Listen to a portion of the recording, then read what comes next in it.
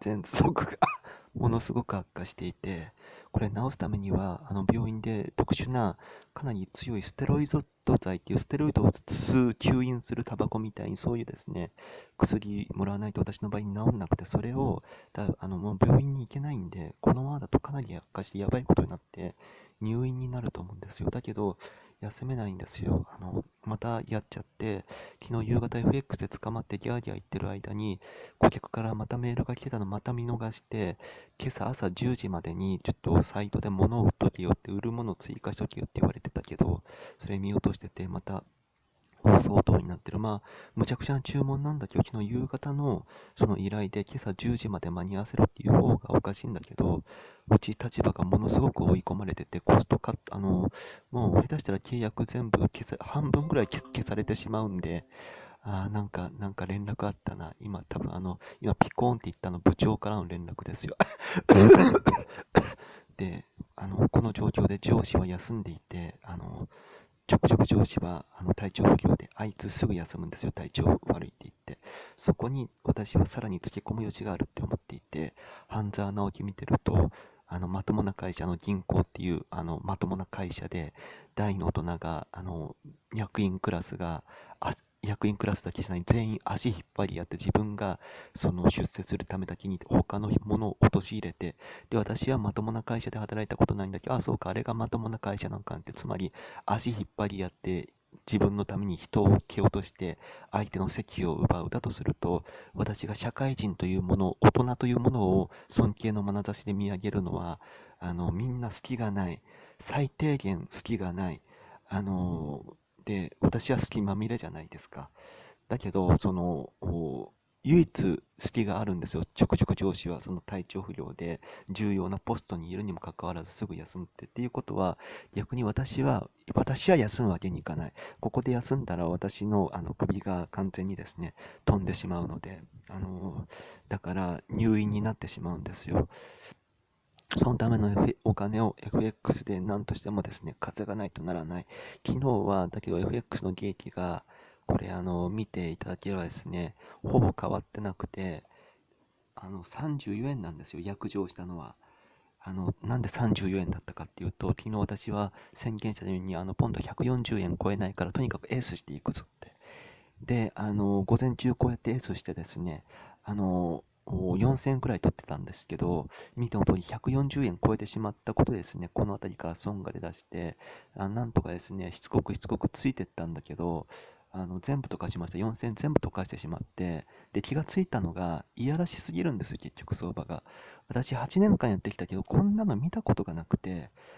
先週1回下行って、騙し、上行って、あ、じゃあ140円超えるのかな。でも下ストーンって言って、この辺りで私6万とかしてましたけど、この下げっていうのが、前回のこの下げの安値を更新してるんですよ。だからこう4時間足がこう下を向き出してるじゃないですか、ボリンジャーが。だからじゃあ普通に下なのかなって思って S したら、またグワーってここでめちゃくちゃやられましたね。じゃあ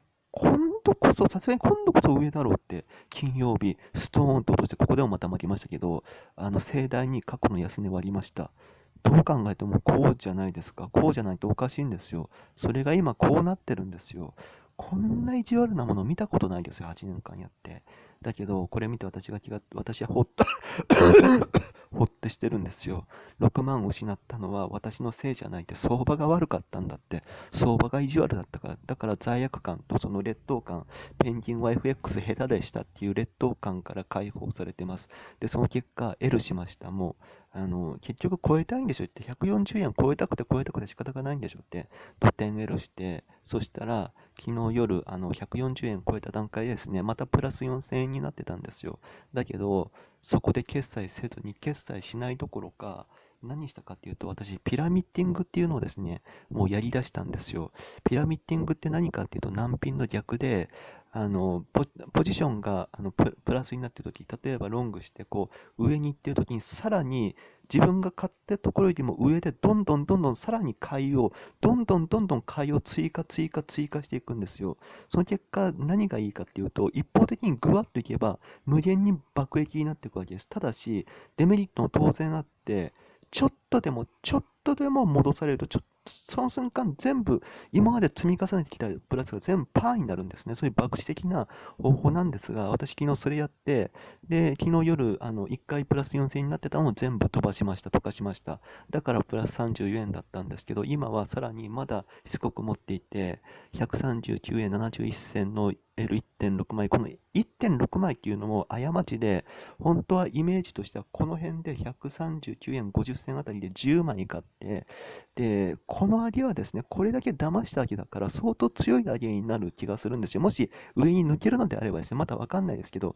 上に抜けるんだったら、あと2、3円くらい普通に、下手したら5円くらい上に行くんじゃないかなって。だから、もう買いしかないんだから、どんどん買ってやれって、ピラミッティング、だから、もうこれ上行ったらさらにピラミッティングなんですけど、とにかく L をして10枚くらい L をして一気にその6万円も取り返して、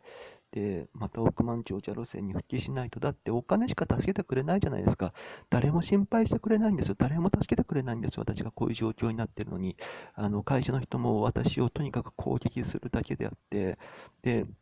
入院になれば仕事も失って保険証もなくてお金しか私を助けてくれない。誰かに優しくしてほしい。誰かに守ってほしい。誰かに心配してほしい。でも私は一人で死んでいくしかないんだなって思った時にお金しかないんですよ。昨日私は心がボロボロになって昔のドラえもん見てたんです。二人っきりで何してるっていう名作があって、のび太の誕生日に静香ちゃんと出来すぎがデートしやがるんですよ。で、のび太が今日僕の誕生日とか言っても、静香さん、来ないで、うちに来ないでって言って、静香ちゃんの家で2人でケーキ作ってるから、さすがにのび太混じりでして、ドラえもんの道具使ってそのケーキ破壊するんですよ。そしたら静香ちゃんが泣き出して、だけど2人はそれでもケーキ作って、で、のび太がもう家でボーってしてると、静香ちゃんと出来すぎがやってきて、そのケーキって実はのび太を祝うためのものだったんです。で、最初に冷たくして、うちに来ないでって言ったものを後で細いケーキを出して、のび太を逆に喜ばせるための計算でやってたんですね。のび太は本当に心の底から喜んで、逆にあんな嫉妬に狂ってケーキ破壊した自分恥ずかしいって反省するんですよ。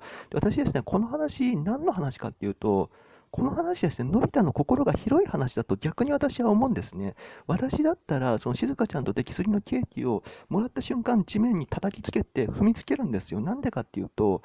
あの、もちろんは向こうはこっちに好意を持ってたんだと思う。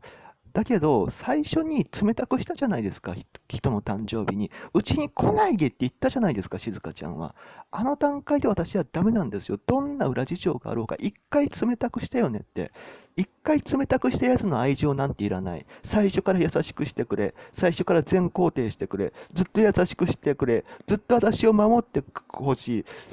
そんな一回でも裏切ったやつの、裏切りですらないかもしれないけど、そんなやつのケーキはいらないんですよ。誰かに助けてほしい。誰かに優しくしてほしい。この病気の私を。でも誰もしてくれないんだったらもうお金しか信じるものなんてないから。